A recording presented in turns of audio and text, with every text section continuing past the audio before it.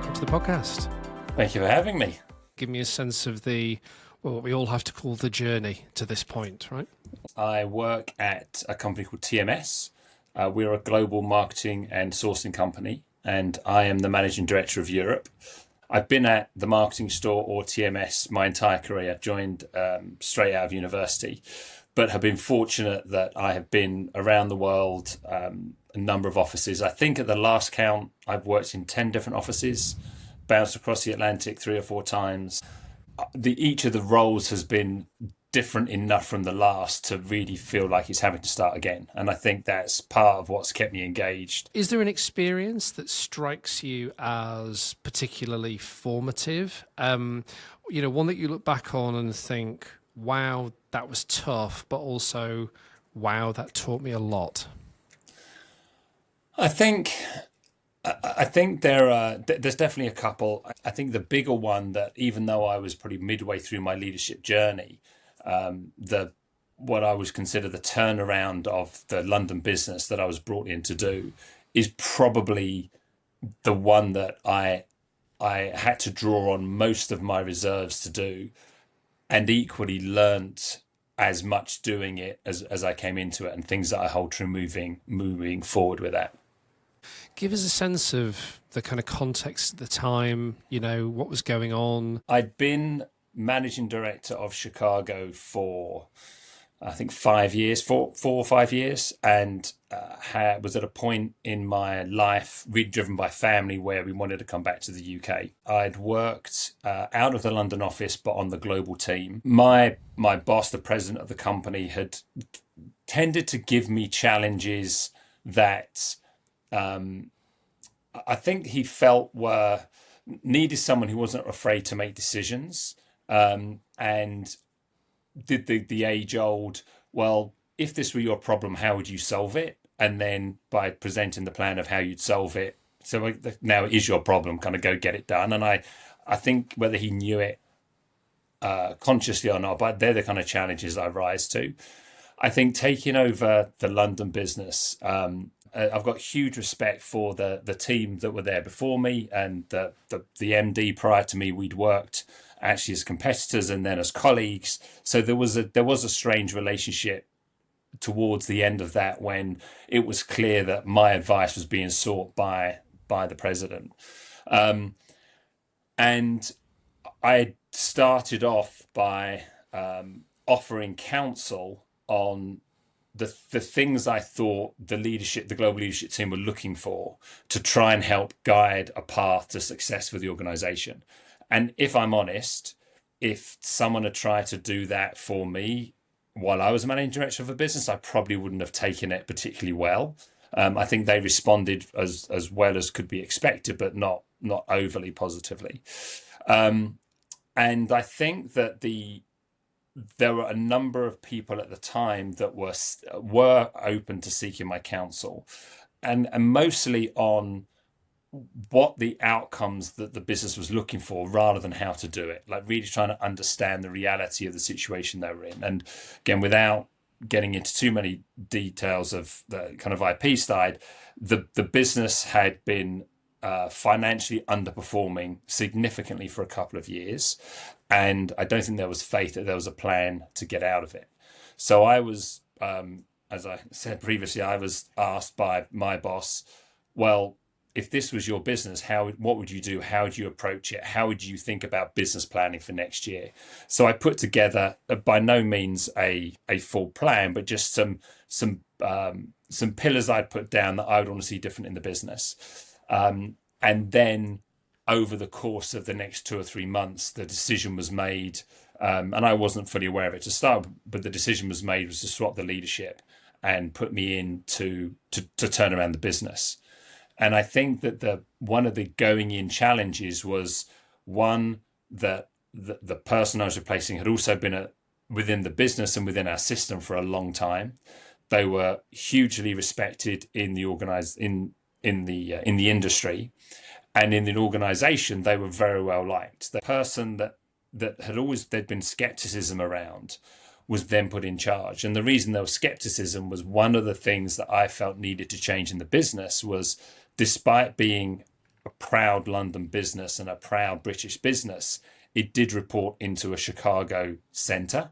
But it felt at the time that the office and the leadership were very much trying to be isolationary and just focus on what needed to happen in London and forget the rest of the world. And so therefore having someone on the global team sitting in the middle of that office did create a lot of skepticism. And then I don't know how long it was planned for, but maybe the fact that I then took over, some of their skepticism was well placed because suddenly the global guy was taking over. So I was faced, and this is where the learnings came from. I was faced with not only the business challenge of what are we going to do to steady the ship and right size the organization and set it fit for growth, but also how do I appease the management above me as to what the goals needed to be. And as importantly, how did I get a team on side, including some of the management team that were pretty vocal in their dislike of the decision? How did I get that management team to join me on the journey to deliver success? Because it's not something I could have done by myself. There isn't the residual trust. The work hasn't been done over time to build those things. Gosh, the politics of that must have felt really gnarly at the time. Like it must have felt really, really challenging. Yeah, and I think part of the blame for that was my boss. He's, for all of his strengths, and I'm loyal to him in the work we do. But one of those initial areas of distrust was that he had said to me, again, in the build up to writing the business plans, I want you to write the plan, and I want you to then share it with the MD and work out a consensus of how this can move forward. And I'm going to tell them that today. So I let that call happen. And then I went and said, hey, did you talk to our boss today? And they said, yes. And I said, oh, what did he tell you? And the response was, he told me that if I wanted, you could be my commercial conscience. And I was like, okay, that's a very different brief. And that's a very different brief to I need to write the plan. And again, I think the seeds of distrust were probably sown right there, especially if that message got out to the leadership team. That was something that took time and personal investment to turn around. So give us a sense then of how you personally navigated through that. I mean, that's a challenging set of dynamics. What was the strategy that you adopted? And also within that, what were some of the things that you found most sort of personally challenging, personally rewarding? Give us a sense of kind of what you did, but also how you were feeling as you went through all of that. I would hope that I would operate this way anyway. But with that context around me, the number one thing I focused on was transparency. And not just from an opinion point of view, but if I'm asking a question or I'm asking for data, I'm going to be really clear on why I'm asking for it. I'm not going to be one of these people that asks a question that seems innocuous and then the response comes and then not that it's a gotcha, but then it's like, well, now I know all these other things. So I made it clear on what my objectives were, what I think we should and could achieve, but also make sure from the leadership team that I was transparent in the way I wanted us to work as in that area. But equally with the rest of the business, the rest of the agency, I was as transparent with them. There were things that I felt, it's a privately held business. There's a lot of stuff that isn't published, but I felt that people in the organization, especially when we were asking them to make time commitments and put in extra work and take on extra load, they needed to know why they were doing it and what the outcome was going to be and what I was trying to achieve. And as part of that transparency was when we got things wrong, we tell them we got it wrong and we would course correct along the way. So I think that's how I tried to convince people that whether they believed in what I was doing and whether they believed if I was the right person to do it, they at least knew what we were trying to achieve and how we were going to achieve it. I guess it's the light, not heat approach to dealing with the politics of change in organizations, isn't it? You if you open it all up, at least then people can make informed choices, I guess. I suppose the other thing as well that it stops is people making their own meanings, which is of course the other great challenge in these sorts of Yes. situations as well. Talk to me about the sort of you mentioned skepticism. There was real skepticism that you encountered along the way. Here's the guy from Global, coming in and presumably lots of narratives about that, not least given that the person who is leaving sounds like they've been very popular. Transparency possibly got you so far, but I'm interested to know what else you did and how else you navigated through that, because, skepticism shows up in overt ways sometimes. You'll get direct challenge, but a lot of the time it's a kind of crackle, I think, that leaders feel in the atmosphere of a place, but also in behaviours like passive aggression and foot dragging and all those sorts of things come through as well. So how Yeah. is all of that? In connection with that transparency, there was a couple of other things I really lent into. One was curiosity, which I'll expand on. One was decisiveness, and then the third was clarity. And I felt that if I brought those things together, then that would be not only an antidote to the skepticism, but would be an accelerant in the change we wanted to make. So again, curiosity. Yes, I've come in from Global. Yes, I've been sitting within the business or the office for 3 years, but I'm not going to pretend to that I know the questions, let alone the answers. So that curiosity of making sure that I spoke to as many people in the organization as I could to get their point of view and actually then create a plan around their wishes and what they wanted to see in the place they worked. I'd had a view of the tenets that I wanted us to live by and lean into as an organization, but actually creating change with the people that wanted to make it in the areas they wanted to make it, I think got me over the hump of, oh, he's not in it for himself, he's in it for us too. So that was really important. When you're going through a turnaround, as this undoubtedly was, there are decisions that need to be made. And in a turnaround, many, but not all, are hard decisions. But I'm a great believer in those situations, be as empathetic as you can, but get in, make the decision, and move on and learn. And whether that is, we made some significant cost savings through real estate changes. Inevitably, we made it through people changes, and then process changes too, but they're less impactful on the individuals. And then from a clarity point of view, just be really clear on why we're doing that, and the fact that we are doing it and what we're trying to achieve by it. And the key, where those two come together, is that decisiveness is to say this isn't round one of a bunch of changes. We are making the changes right now that we believe need to be done in order for us to be successful.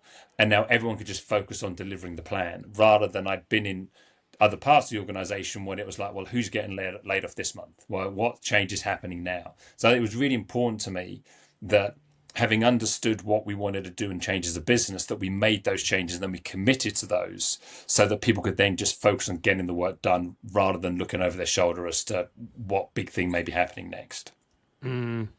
There's a huge amount in that, I think, for leaders trying to lead change in almost any situation, actually, because a lot of what you've just shared runs quite counter to a lot of learned behavior in leadership in organizations. Like, transparency doesn't come naturally, I think, to a lot of leaders and managers. But it also just struck me listening to you. I mean, these are not easy things for a leader to embrace, right? I mean, the thing about decisiveness is that it comes at a cost, right? It may come at a cost of losing valued colleagues, for example. The thing about empathy is that it comes at a cost, because the cost is time. A lot of the time, you have to invest time in understanding others and doing the emotional labor of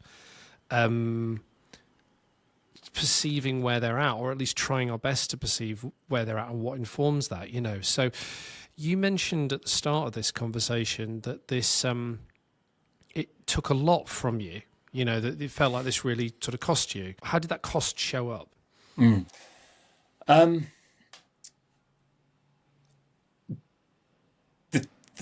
change and the creation of team was something that energized me a lot. No conversation with me would be complete without one about running. But I always look back at it was in COVID, and I had a reason that I really wanted to run a strong marathon. And I'd signed up for the Milton Keynes Marathon, and it was during a break in COVID. And I'd done the training, I was in great shape, everything was ready to go. But because of COVID, rather than run it as a mass race, they sent everyone off in 20-second intervals from the start line. In effect, you ended up running a marathon as a time trial, and that's a long way to go. And then I hated it, and actually, halfway, I almost pulled out. I was actually on track for a PB at halfway, but was so disheartened by it, I almost pulled out and ended up really jogging in the second half. And then the next year I went back, same course, same conditions, same training, but it was a mass race, and I ran with a group, and I significantly improved my PB by 10, 12 minutes. And that was really the crystallization for me of the power I get in working as a team rather than individual. And I think that this change in particular was a mixture of the usual loneliness of being the person at the top and carrying the weight of the change, but also hugely energized by having a team that, as I said, saw me as an external person to start with, but then feeling very much part of that team and then making that change together. The cost for me, though, was that it was hugely draining to constantly keep that team afloat and keep that team aligned in where we wanted to go. And I had the outlet of running, to be honest. So I probably spent more time by myself doing that, which then has impacts on friends and family around you. And for me, feeling physically and mentally exhausted going through that, yet really knowing that I had to show up every Monday morning with more energy than anyone, with more enthusiasm than everyone, and more belief than anyone. Because if I didn't show up like that, I couldn't expect anyone else to. And I've subsequently found out that individual was known as Monday Morning Mark, who used to come in, full of coffee or full of beans. And even today I'll bump into someone and I'll be all energetic. Oh God, Monday Morning Mark's here again. But I think that was how I had to manage that sense of loneliness and the weight being carried. Because as you mentioned, when you're going through these changes, when you have significant financial challenges and financial goals to correct, there's lots of people that get impacted personally that are friends and close ones, knowing that they're out of the business. And that does take a personal toll, especially for someone that's a people pleaser. And those decisions probably never escape leaders of businesses. They have to go through them. And even today, people will say to me, well, you must be used to it by now, without wanting to sound cliched and big poster on the wall. But it's like the day I'm used to making decisions like that is the day I need to get out of the business. Because when you don't have that empathy, then you're completely in the wrong game of being a leader. You don't get away with being a leader without being lonely. I think those two things kind of go hand in hand, right?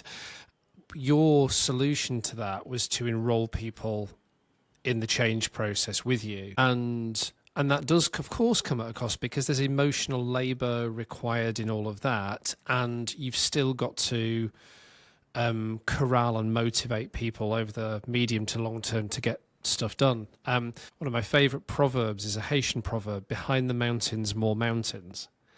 And you can spend a long time meditating on behind the mountains, more mountains. There's a lot in it. But years ago, I was talking to a mentor of mine, and I said to him, the real thing I take from that saying is we better enjoy the summits when we get to them. He said, no, that's nonsense, Phil. The real thing you need to take from that is you've got to get good at mountaineering. And I thought, yeah, that's the better interpretation of that thing. But that's what I hear is like Monday morning mark is every time behind the mountains, more mountains. We've got to get up this mountain. We've got to get up this mountain together. When did you get a sense, Mark, that the work that you were doing was having a positive impact? How long did it take for that to start showing up in, whether it was in relationships or in numbers or whatever? The plan we put together really started with a number of very visible, very quick wins. So things that we were changing that weren't going to change the business, were not going to change the world, but were just markers that we were doing things slightly differently.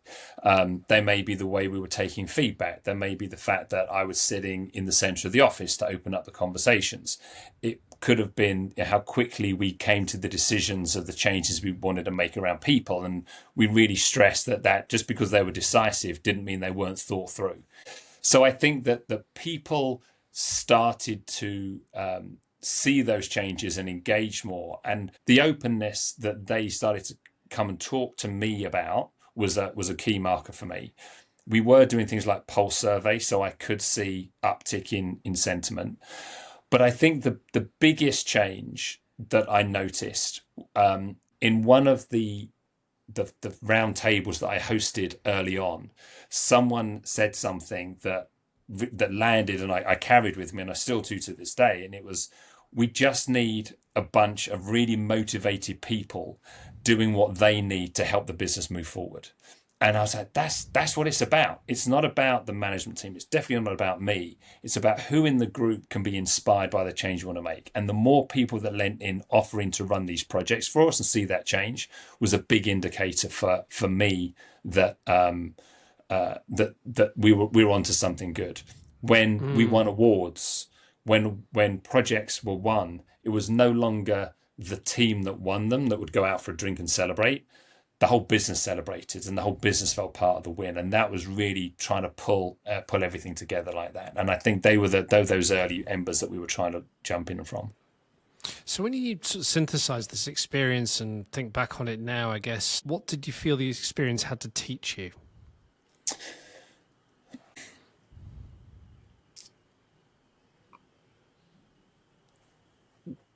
A key lesson in amongst all of the change that we were creating was the difference, and I used to call it the ozone layer. So the difference between being exclusionary and creating this ozone layer. And I used to feel that as a leader, and I'd never felt this role before, that I would consider the global organization or a holding company or the president to be the equivalent of the sun.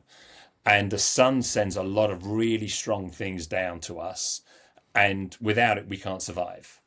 But also there's a lot of harmful rays that comes with the sun as well. And the ozone layer filters that out. And I felt that as managing director, it was my job not to, I'd already talked about transparency early on. It wasn't about hiding things from people, but it was separating what was useful to filter down and what was beneficial and what was of no consequence. And that I wouldn't lie about it. If people asked me about it, I'd tell them. But there was no need for every single ray from the sun to hit us. So that was a leadership lesson that I took from that, was how to balance transparency, but also managing up and down so that we allow people to perform in the best way they can. So that was one lesson I took. The other, which I think I just talked about, is the power of the people in the organization when they identify and they want to make the change.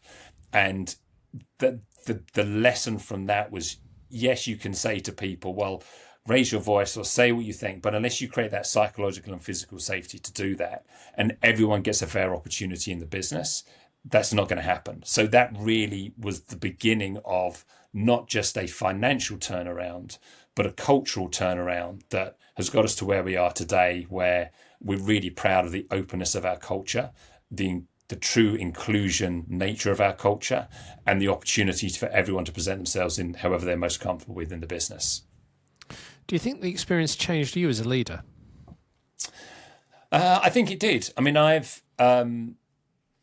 and as a person, I think number one, thinking that I always have to have the answers, going into that scenario, and the first thing I did was to ask for help. That was very different for me. I didn't go in and say, I'm here to help you. So I need help on this. And that was that curiosity piece. And I think that's changed me as a leader. Hopefully it's made me a better listener, and hopefully a better person as well, because I think that's something I can do more of in my personal life is asking for help more often. So that definitely changed me. And the view of inclusion as a leader absolutely changed me as well. So what a success look like in an organization. To me now, it's about doing well and doing good. It's like, so what are we doing commercially to be a successful business, and then how are we repaying that, either internally as well as externally? And I think as a leader, always looking for the microaggressions or the barriers that we don't see, and how do we clear the path for people to excel? And some of those barriers are big, and some of them are small, and some of them are visible, and some of them are not. That really did have a profound impact on me that I still carry today, and that is how I lead the organization. Mm. And if you had your time again and could go back and sort of change one thing about how that process unfolded, or about how you led that process, what would it be?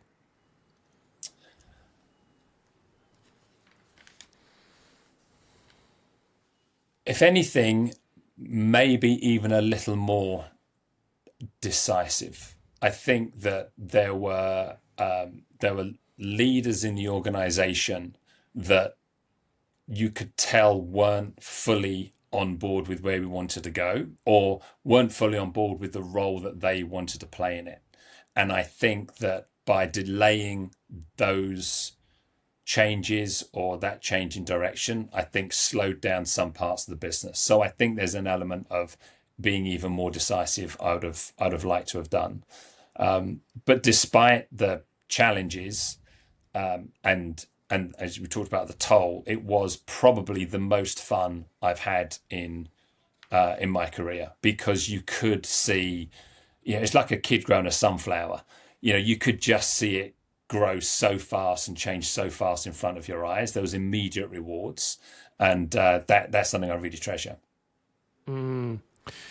It strikes me as a fantastic turnaround story, and one with a lot of lessons for leaders that can be unpacked in lots of different ways. I find myself wanting to spend a lot of time talking about your ozone analogy, and leaders as the sun. Like, that itself is a really interesting thing to dig into. There's a lot in that, but thank you for sharing, not only with clarity but also with courage, your story there. It feels to me anyway like an extremely rewarding process, as you say, but a process that is a challenging one for any leader. Change isn't easy for any of us as leaders. And a lot of what you shared around the energetic cost of that, I think our listeners will relate to, and just from a personal perspective, I relate to hugely. So thank you for joining us, and thank you for all you've shared. Oh, pleasure. Great to see you, and look forward to catching up soon.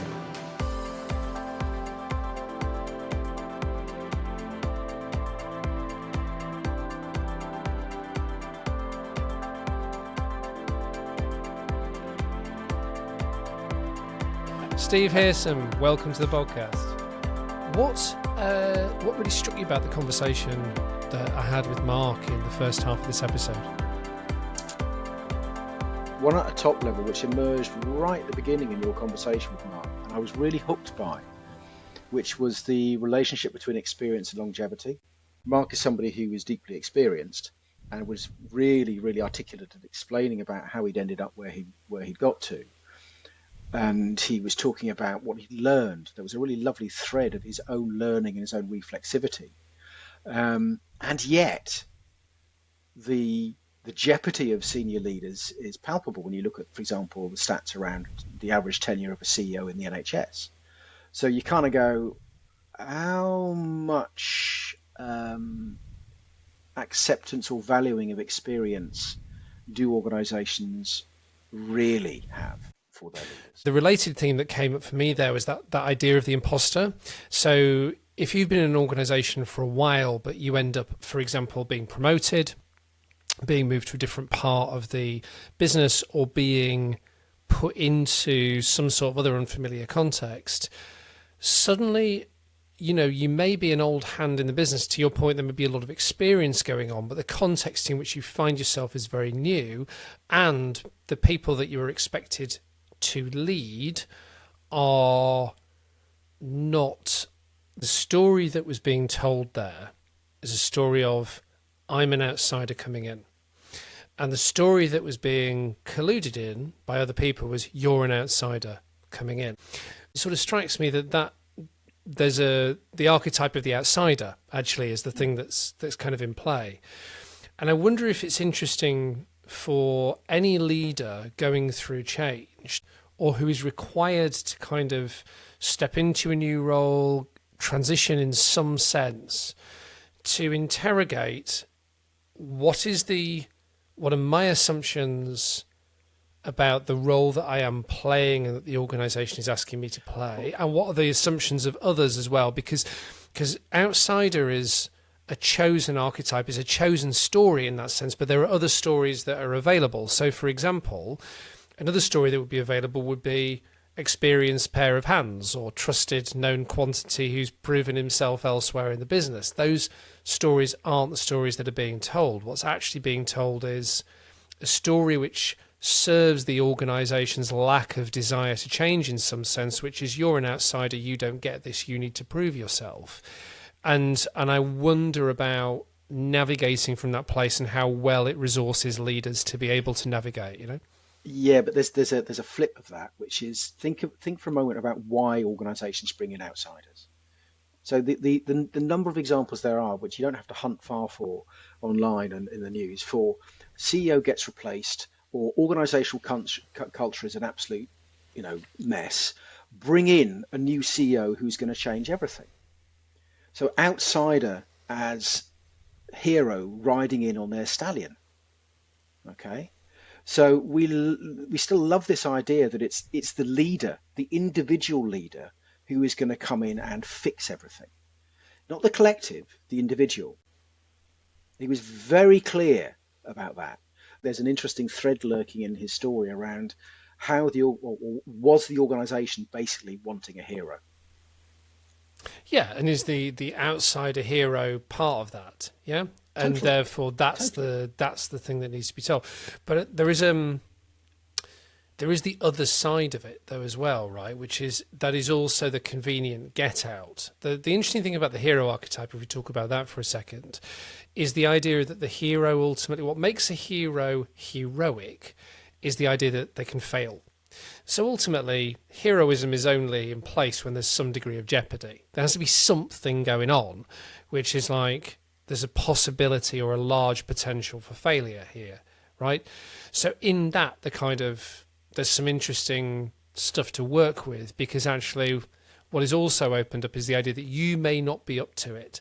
It's actually ultimately a smart and sophisticated way of being able to say, you don't get to pin this all on me. We are going to, in some sense, do this together. You're right, but there was a really interesting exchange right at the end. And you asked Mark the question, did it change you as a leader? His response was something along the lines of going from thinking you always have to be the person who has the answers, and shifting from there, from I'm here to help you to I need help. So there's the humility. But what was interesting was what he then immediately followed that up with, and I hope I'm doing him justice in terms of what I think he said.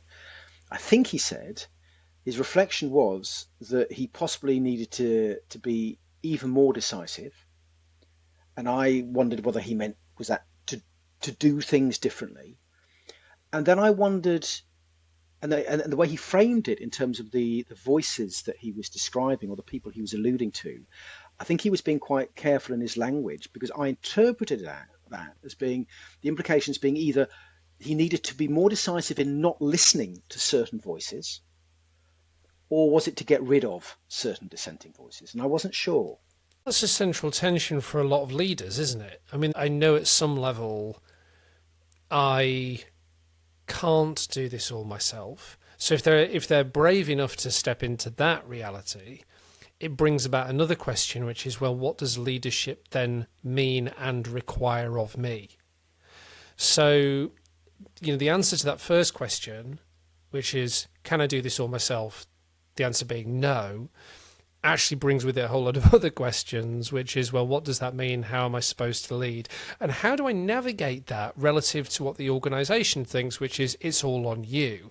And all the incentives in that organisation, socially, financially, everything else, then stack up in the direction of,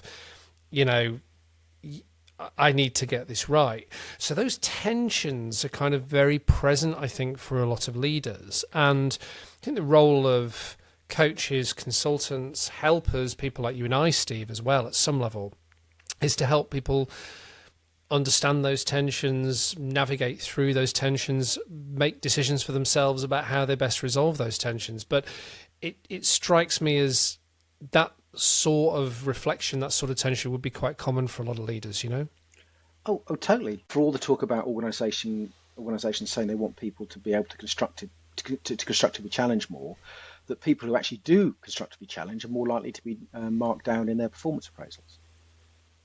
Well, we all enjoy constructive challenge until we actually have to be on the end of it. Yeah, I mean, if we want to get a little bit, perhaps not existential, but down to brass tacks, I mean, for me, this is the extent to which we actually have a relationship with our own understanding of what it means to be wrong. Accept that one is wrong and has got it wrong, and to be comfortable in admitting that one is wrong, as opposed to qualifying it in a kind of politician's way of saying, well, you'll find out in 3 months or 3 years' time that actually I was right. How often do we hear senior leaders comfortably say, but also be allowed to say, I got it wrong? Well, I think that brings to two other themes, connected themes. One was around the sort of cynicism that was present around change, which those of us who do this kind of work recognise as it's almost table stakes. Like, you expect that, I think, when you go in any sort of change or transformation process. But the other thing I thought he talked brilliantly about was the role and the value of transparency. And when we talk about relationships with being wrong, a lot of the time what happens is that that lack of acknowledgement of mistakes of the past, mistakes of the present, often well-intentioned. People generally do the best they can with the knowledge and information that they have at the time, and world of work is complex and full of competing incentives that pull us in lots of different directions, and the right decision isn't always an obvious one, But nevertheless, that failure to acknowledge mistakes, issues, hurt, injury, wrongdoing, all that sort of stuff, that lack of transparency around that stuff is the stuff, in my direct experience anyway, that really breeds, or it's a huge contributor to breeding, the cynicism that a lot of people actually experience around change. And the secret to that I thought he talked brilliantly about actually was frankly a light, not heat point. Can we let in light around what hasn't worked? Can we let in light around what we're uncertain around? And actually, can we then make decisions that help us navigate through that in a better sense? Well, yeah, and that points to what I talk about in the second chapter of my book, which is what drives the need for certainty in leaders and organisations. And one of the key things is the utter terror that people feel about admitting that they don't know what to do. And what you're talking about there is kind of the antithesis of that. If you are comfortable in admitting you don't know what to do, well, that creates a whole load of space. But to be transparent about that means not just being vulnerable. I think the word vulnerable and vulnerability, those words vulnerable and vulnerability, are thrown around a lot in development circles. Oh, we need to be more vulnerable. Okay, well, fine.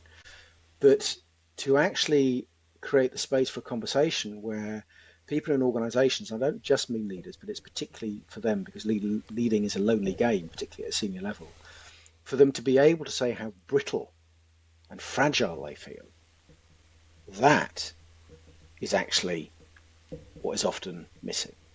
I'm not saying that in organisations, to be really clear, I'm not advocating that you have a therapist in every boardroom, although actually I could construct an argument that would probably improve most organisations' functioning.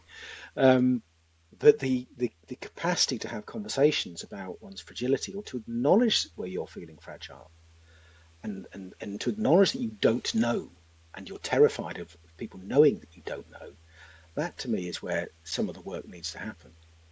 Yeah, I mean, I think it's a valid push. I think there are contextual considerations there. So, for example, without getting into too much of my personal story, as somebody who's walked through the world, having been in the early part of my life, I wrote about this on my LinkedIn profile a few months ago, let down by pretty much every institution that was supposed to protect me as I was let down by every institution that was supposed to protect me as I was growing up. It is not obvious to me that the world is full of people and systems and institutions that can be trusted, right? So the way that I navigate through that, especially as it relates to my own vulnerability, is by making choices actively about what I choose to show, when I choose to show it, and so on. And the work I've done in my own coaching and therapy has been about expanding my ability to do that, expanding my zone of comfort and everything else.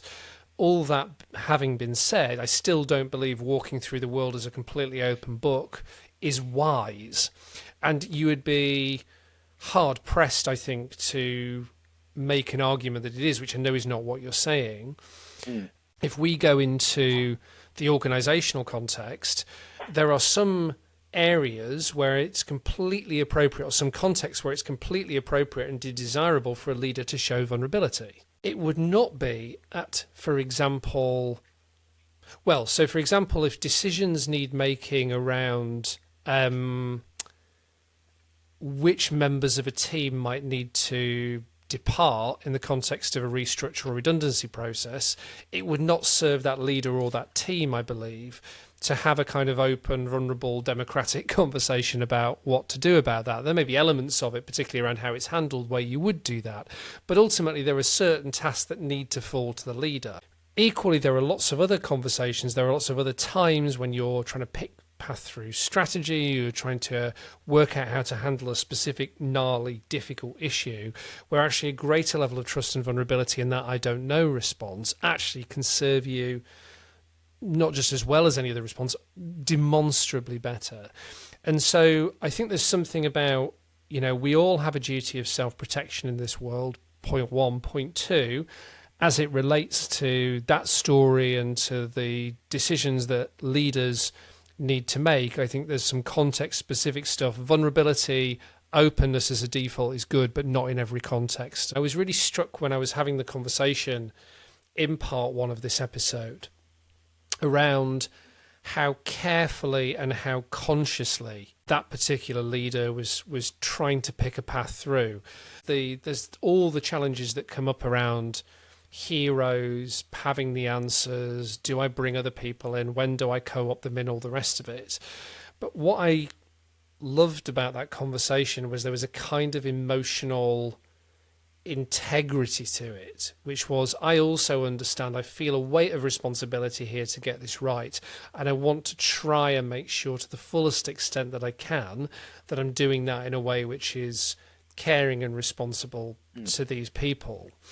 And that's sort of subtly there, I think, as an underlying tone in that conversation, but is also there in some of the decisions that got taken, or at least some of the influencing factors on some of those decisions that got taken as well.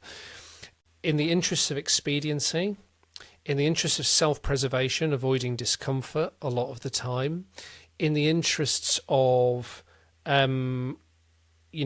satisfying commercial targets, what can happen is leaders don't do that inefficient, reflective, emotional work, whether it's working out how they want and need to show up, or whether it's actually just doing the job of connecting meaningfully with others. And as a result of that, there's usually untold damage that ends up getting done, or often can be untold damage that ends up getting done. And then to your point about cynicism and, lack of transparency and, not admitting something went wrong, then the seeds of, the future problems around change have been sown. Do you know what I mean? So I wanted also just to acknowledge that, because I don't know if you felt that in that, but for me, it was very present, that desire to do the right thing and to do the work to do the right thing, Oh, absolutely. Absolutely. I mean, I was impressed by Mark's awareness of the position he was in and where he sat within within the relationships within the organizations he's working in, and the sensitivity to the story that was likely to be told about him and how he attempted to engage that, to assuage anxiety, to create containment. So there was some skilled practice there. I guess my kind of my stance is, or my question is always, when I hear somebody as skilled as that, who also has been brought in by an organisation to do that, it leaves me wondering who else in that organisation needs to have those skills developed and those capabilities developed, so that they're not always as reliant on that person to come in and do it. Because if you notice what he was basically saying was, he was trying to find the people and create a group of people who are coherent and together enough to do this change work with him. Yeah, well, in the most sort of plonky kind of a way, if you want to articulate it like this, it's like it becomes easy to go, we'll just get Bob in. Bob gets people. He can manage all of this. And actually what ends up happening is a kind of outsourcing of collective responsibility to actually manage change well to one individual, who then actually, to your point, or a small number of individuals, who then end up finding that their own approach and value system is actually in conflict with the people who commission the change and the consultants who are brought in to do it. So at some level, the board, for example, will go, bring in Bob, because Bob's good at the change stuff, he gets people, but that means we don't have to think about that, concern ourselves with it, worry ourselves about it in any way, shape or form. And the consultants who come in, who are ultimately here because they're very, very sharp commercially and a whole load of other things, effectively operate to a very different set of values as well. And then the people who are good at the people stuff end up kind of hanging in the wind. And how do you help and support those individuals who often have quite lonely roles when they're trying to lead change in organisations? So the question I would love to ask Mark off the back of this is, what would he need, what would it take for him to make himself redundant, such that in order for that organisation to change again in the future, they don't need to wheel somebody in from the outside like that again? I'll give you an example for one of my clients I've been working with recently, right? Who is a very talented, really experienced internal change agent. I'll describe them as that. They work in the NHS, they've got clinical experience, but they've done a lot of the kind of work that you and I do, Phil, or they'd be familiar with it. And this person in his organisation has been given the task of liaising with 3 large professional services firms who've all been brought in to look at exactly the same problem to do with outpatient care by a board who are anxious and are desperate for somebody to fix things. And what's telling is when I said to him, how possible is it for you to point out the absurdity of your organisation bringing in 3 consultancies to look at the same problem and duplicating what the effort, and they're burning more money than they need to? His response was, if I do that, I will actually jeopardise my position, my role here. The best thing I can do to stay close so I can minimise the damage is to stay quiet. And there's the problem. Well, that to me goes to a fundamental question, which I think is probably too big a one for us to kind of get into now, but I think it's worth surfacing anyway, let's fix it in 2 minutes. When we talk about change, what do we mean change? What do we think change is? Right? Because there's these words that get bandied about, aren't there, in corporate life, change being one of them, which actually becomes a kind of drop box for any number of wants, needs, assumptions about how things should be, assumptions about how things should be done, all the rest of it. And one thing that leaders can be very good at doing, and I use the word good advisedly here, is actually using the same language to talk about different things. So one interesting, again, underlying thread in that conversation in part 1 was the conscious work that was being done to make sure there was a shared understanding of where things were, what was going on, what needed to be done about them. And actually, that doesn't just go to language, but it actually went to, a whole broader set of questions around context, right? So oftentimes, you see this in all sorts of ways. So I was with a client recently, and they were trying to interrogate some element of their strategy, right? And the words in their strategy, included the words digital and agile, right? And it became so clear to me as we were talking with this client over the course of a couple of hours that actually there were about 5 different working definitions of agile in that room. And the word digital in that room had never been sufficiently defined for anybody to really know what it was actually referring to and critically not referring to, And this is really, really common. So again, it's all kind of inefficient work, all of this, but making sure that there is a shared language, shared understanding of context, all that kind of stuff, I think is absolutely essential. Which brings me to how I wanted to round this episode out, Steve, because for me, anybody listening to this, I think part of our task here, you and I, is to try and say, okay, here are the things then to bear in mind as you go forward as a leader based on the story that Mark so generously shared, and also the broader points that story illuminates. For me, there's some stuff here about actually, what stories are you telling about yourself? What stories is the organisation telling about leadership?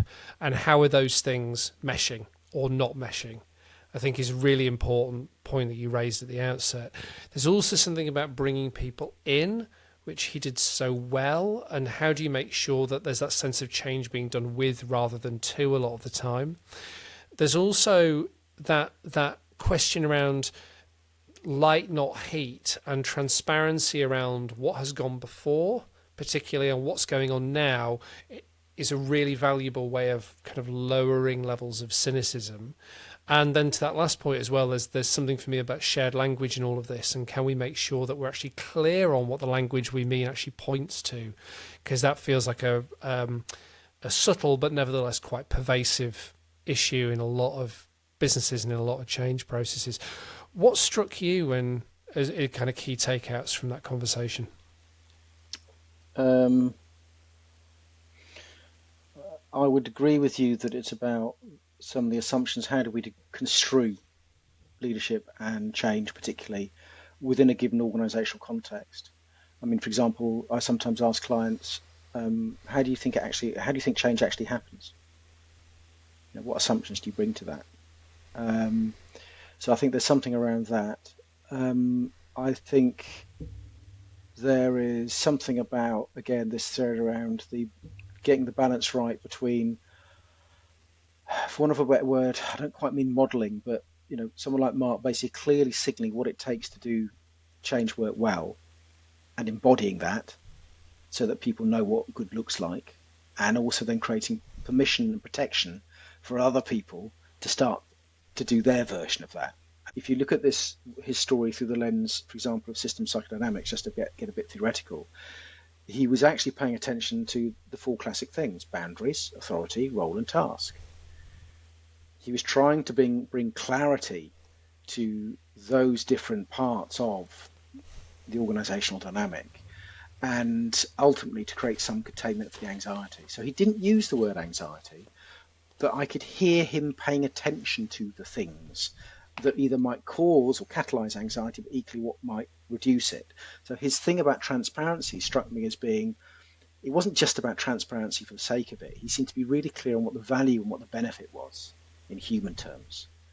So I'd say the BART thing is key. And the last thing I take from it is, I think there was some genuine humility in the way he told his story.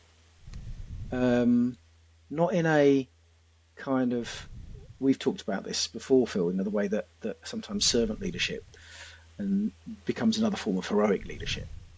I didn't hear it like that, but I heard somebody who basically acknowledging that they didn't have all the answers. There was the humility.